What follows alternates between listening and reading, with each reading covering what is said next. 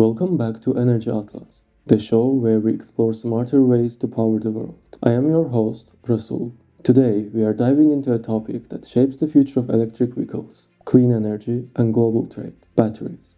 Not just how they work, but how they are regulated, where they are made, and who gets to compete in the global market. In August 2023, the European Union introduced one of the most ambitious battery regulations in the world, and it is already shaping global battery supply chains. So let us break it down. What the European Union battery regulation is, why it exists, and what it means for global producers, especially for China.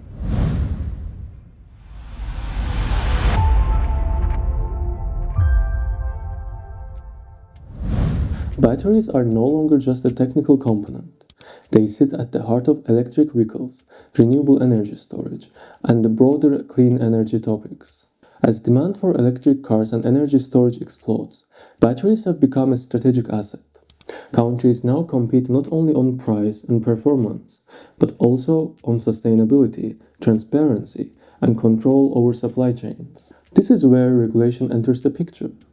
The European Union has decided that batteries entering its market must meet strict environmental and social standards, not only at the recycling stage, but across their entire life cycle. The European Union Battery and Waste Battery Regulation came into force in August 2023.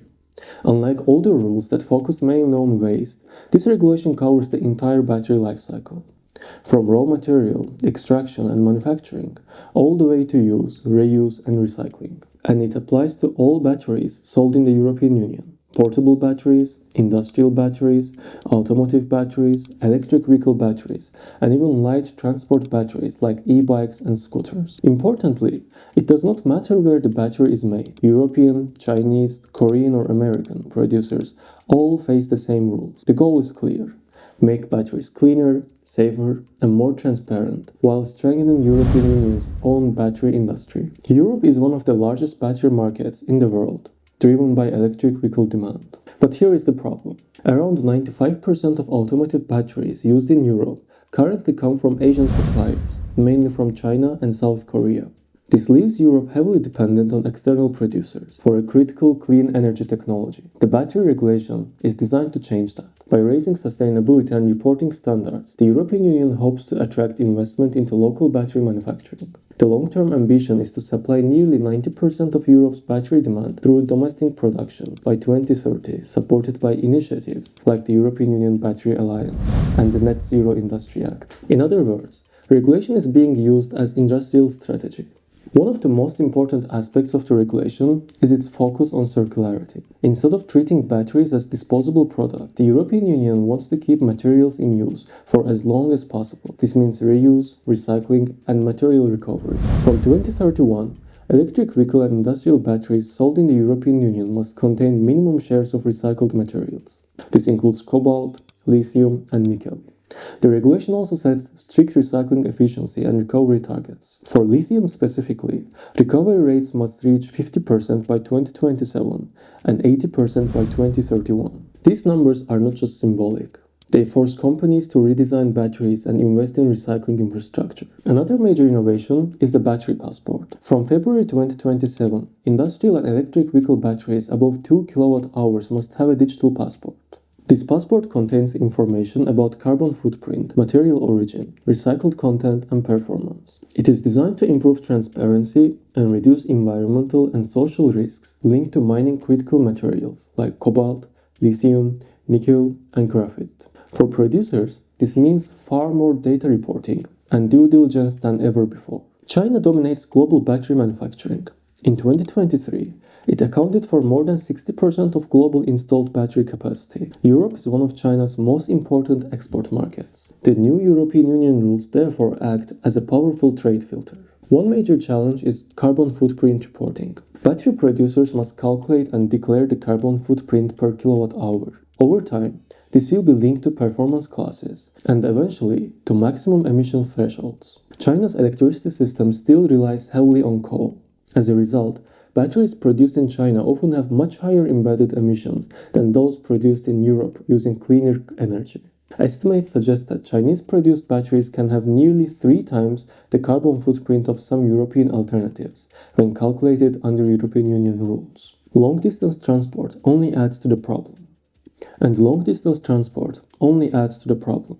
Beyond carbon emissions, compliance itself is costly. Producers must upgrade environmental performance, adopt standardized reporting systems, and disclose sensitive operational data.